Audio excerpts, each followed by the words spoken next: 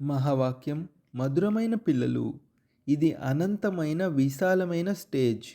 ఇందులో ఆత్మలైన మీరు పాత్రను అభినయించడానికి బంధించబడి ఉన్నారు.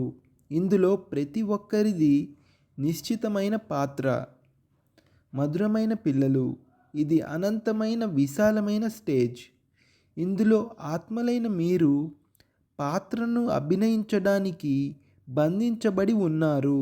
ఇందులో ప్రతి ఒక్కరిది నిశ్చితమైన పాత్ర.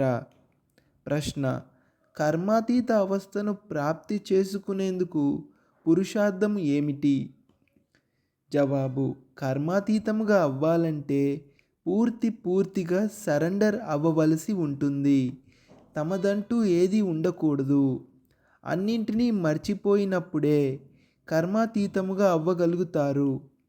ఎవరికైతే ధనము, సంపద, పిల్లలు మొదలైనవి గుర్తుకు వస్తాయో వారు కర్మాతీతముగా అవ్వలేరు. అందుకే బాబా అంటారు, నేను పేదల పాలిటి పెన్నిధిని. పేద పిల్లలు త్వరగా సరెండర్ అవుతారు. వారు సహజముగానే అన్నింటినీ మరచి ఒక్క తండ్రి స్మృతిలో ఉండగలుగుతారు. ధారణ కొరకు ముఖ్య సారము. మొదటి పాయింట్: ఏ విధంగా తండ్రి ప్రేమ సాగరులో అలా మాస్టర్ ప్రేమ సాగరులుగా అయి ప్రేమతో పని చేయించాలి. క్రోధం చేయకూడదు. ఎవరైనా క్రోధం చేస్తే మీరు శాంతిగా ఉండాలి. రెండో పాయింట్: బుద్ధి ద్వారా ఈ పాత దుఃఖమయమైన ప్రపంచాన్ని మరచి అనంతమైన సన్యాసిగా అవ్వాలి. శాంతిధామాన్ని మరియు సుఖధామాన్ని స్మృతి చేయాలి. అవినాశి జ్ఞాన రత్నాలను ఇచ్చి పుచ్చుకోవాలి. వరదానము: వికారాల రూపీ విష సర్పాలను మెడలోని మాలగా తయారు చేసుకునే శంకర సమాన తపస్వి మూర్తి భవ.